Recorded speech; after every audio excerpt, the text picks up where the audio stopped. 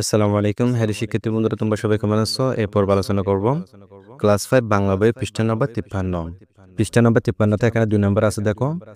শব্দগুলো পাঠ থেকে খুঁজে বের করি, অর্থ বলি। এই শব্দগুলো পাঠ থেকে খুঁজে বের করতে বলতেছে। এখানে আছে, দেখো, খড়ি, ঠুক, শিল্পী, ফাঁকফাকালি। এখানে প্রথম আছে, দেখো, খড়ি। খড়ি মানে হচ্ছে এক ধরনের সাদা ঝিনুক। এখানে আছে, দেখো, টুকটুক মানে হচ্ছে গাঢ় অথচ সুন্দর। এখানে আছে শিল্পী। শিল্পী মানে হচ্ছে যিনি কোনো শিল্পকলার চর্চা করেন, তিনিই শিল্পী। যেমন সঙ্গীত শিল্পী, চিত্রশিল্পী। এরপর এখানে আছে, দেখো, পাখপাখালি। পাখপাখালি মানে হচ্ছে নানা ধরনের পাখি। এখানে 3 নম্বর আছে, দেখো, ঘরের ভেতরের শব্দগুলো খালি জায়গা বসিয়ে বাক্য তৈরি করি। এখানে একটা বাক্স আছে, এই বাক্সের ভিতর কতগুলো ঘর আছে। ঘরের ভিতরে দেখো কতগুলো শব্দ আছে। এই শব্দগুলো এখানে এই শূন্যস্থানে এই খালি জায়গায় বসাতে বলেছে।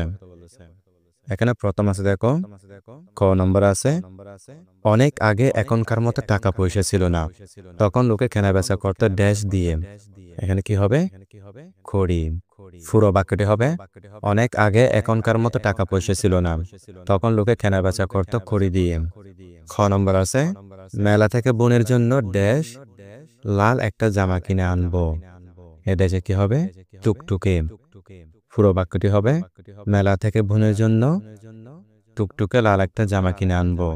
গ নম্বর আছে, জয়নুল আবেদিন ছিলেন একজন ড্যাশ চিত্রশিল্পী। এই দেশে কি লিখব? বিখ্যাত। জয়নুল আবেদিন ছিলেন একজন বিখ্যাত চিত্রশিল্পী।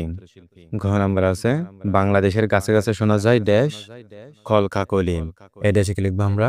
পাখপাখালির। পুরো বাক্যটি হবে, বাংলাদেশের গাছে গাছে শোনা যায় পাখপাখালির কলকাকলি। 4 নম্বর এখানে আছে, দেখো, নিচের প্রশ্নগুলোর উত্তর বলি ও লিখি।